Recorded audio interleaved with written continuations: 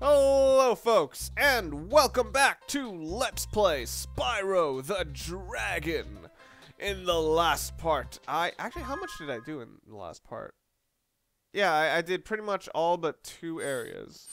Alright, and I know that the last area is going to be the boss, most likely. Shit, how do I get to the last area? Oh, yeah, it's over here. Alright.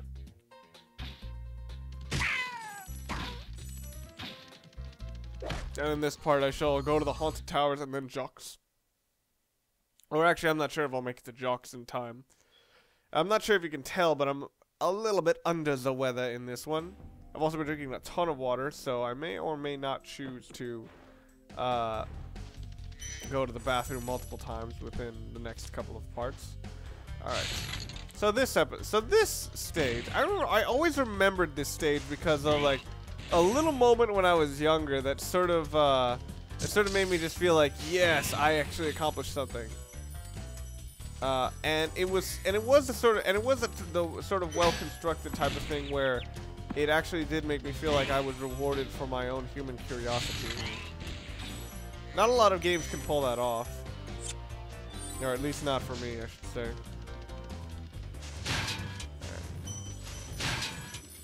Okay.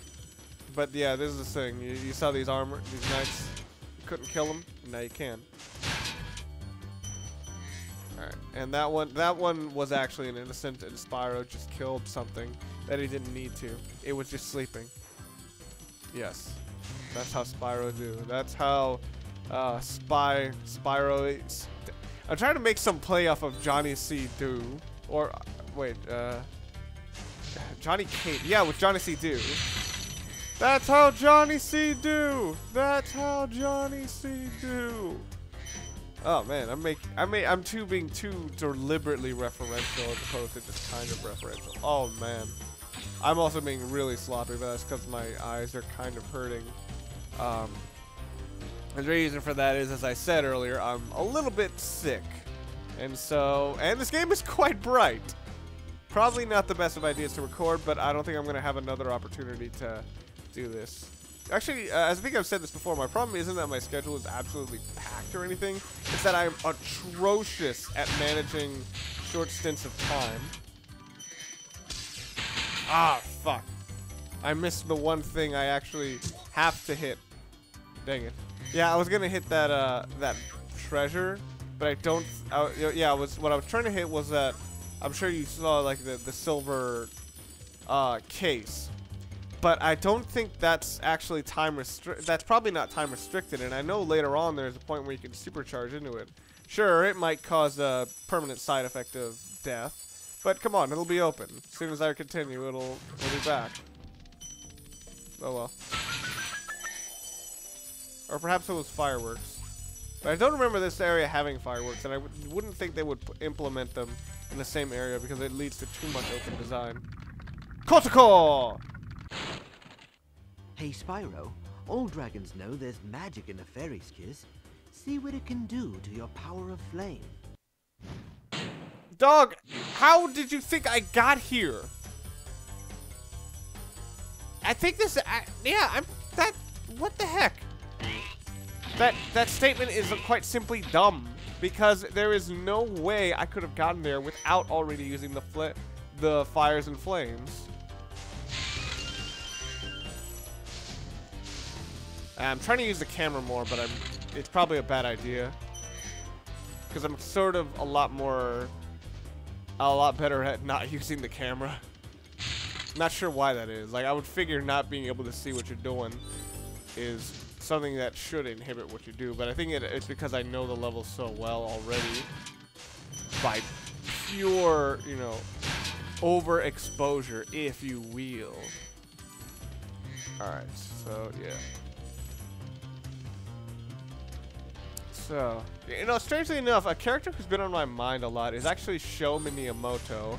And I think it's because I was thinking to myself, hey, if they ever made like a Square Enix fighting game, that dude would be awesome in it. And I just sort of kept imagining to myself, what would be his attack names? Because all of his attack names are based on math.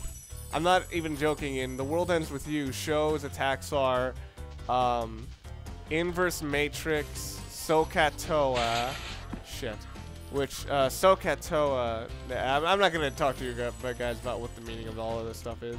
It's like what was another one? Inverse matrix. Shit. Whoa. Oh, I could have gotten 2 in a row. Dang it. You're out of your vector. I don't know. I just had a lot of fun hearing them, and I'm like, what would be his other attacks? Laplace transform, Taylor sum. I'm pretty sure for some people they're just like, what? Are you dumb? What the hell? Oh, come on! Oh, I forgot about this. Dang it. So yeah, this gives you an option over here to basically hit the silver, be able to destroy the silver doors. It's you basically need it. Now, even though you're kind of glowing in a way, you are actually not invincible during that time. Your fire can destroy everything, but it's not invincible.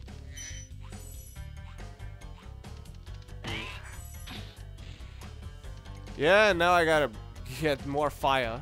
I think this level seems to be all about trying to get all your resources and trying to see how far you can get, how far you can use them, which I know is sort of a reoccurring theme of a lot of the power-ups in this game.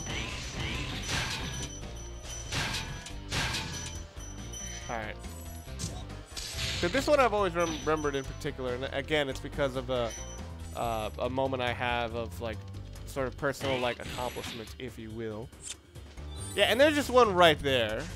You know, I didn't really need to rush it as much as I did, but then again, I forgot she was there. Alright, and Sparks is on pretty low life, but because I have basically an invincible attack. Or a super attack, if you will. God, I'm saying that too much. Yeah.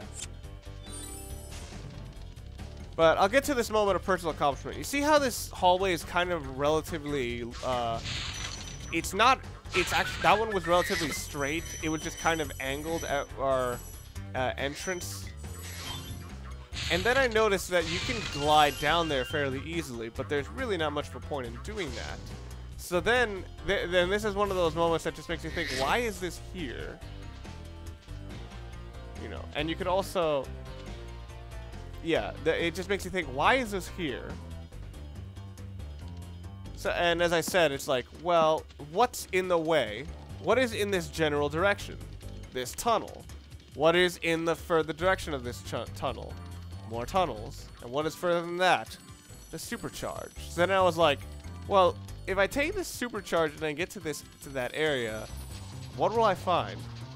And this is always tricky, but I remember when I first got this, I was like, yay. And then I was like, I took this and I was like, holy crap, am I in a new area? I was like, oh my god, I don't recognize this place. Where have I gone to? And again, I say this sort of thing is very rewarding because you're rewarding human curiosity. And I think this is the guy who tells you master the supercharge. You've become a master of the supercharge. Great work. Yeah. So pretty much that was saying that pretty much tells you that, alright, you found all the challenge. You pretty much figured out the challenge of the supercharge, which I know was what they intended. But, or it was pretty much what he said, but I don't think he, but I'm more thinking about the challenge. Like, what was the supercharge? Or what did you overcome when you figured out the supercharge to get here? You figured out how to use it in a way fuck. Shit.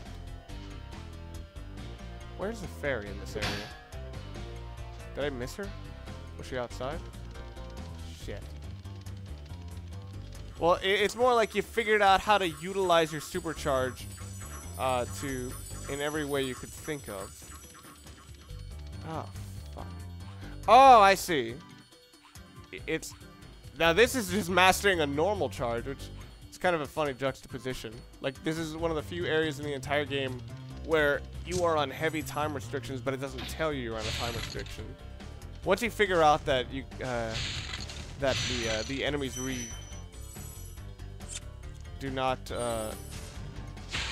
change position, you can figure out, oh yeah, I guess I have to do that.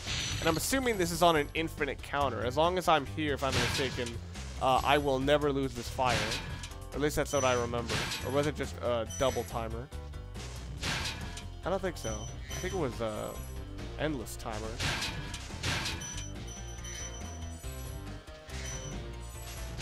Alright. Yep. Got everything. And as I said, what I figured out with the Supercharged was what is the potential of the Supercharged. Like, what does it allow me to do? Well, because I can glide with it, it allows me to basically go wherever I want if I can figure out the proper route.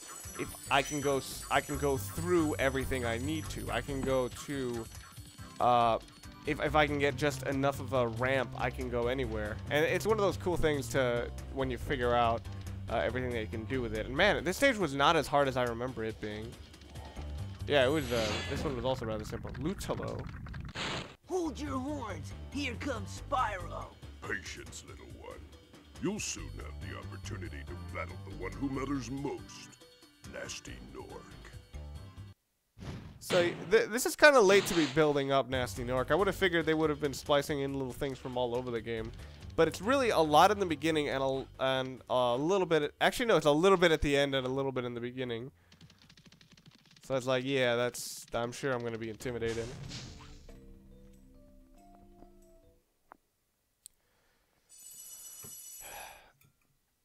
Alright.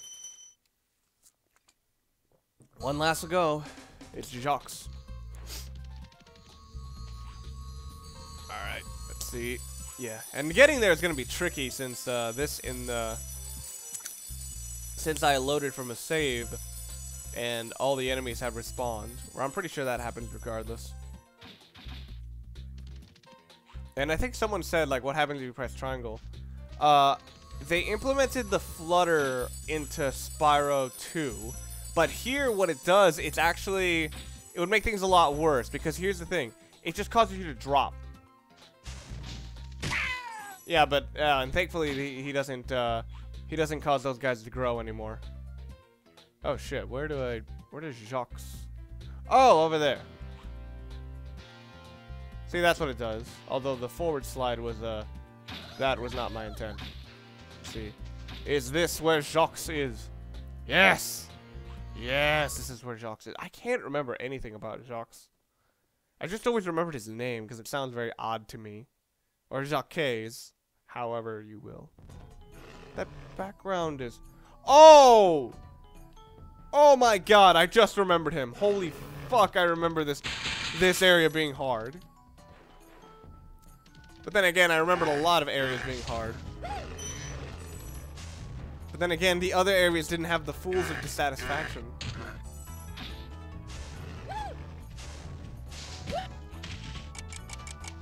Alright. And this has the Crash Bandicoot problem of like having to go through an area twice in order to really get everything, which, or like go through two different routes in ways that may have not been intentionally designed. Like, it doesn't quite feel like a lot of these areas were designed to be backwards, and that was a big problem with Crash Bandicoot, where in order to get 100%, you had to go through levels backwards.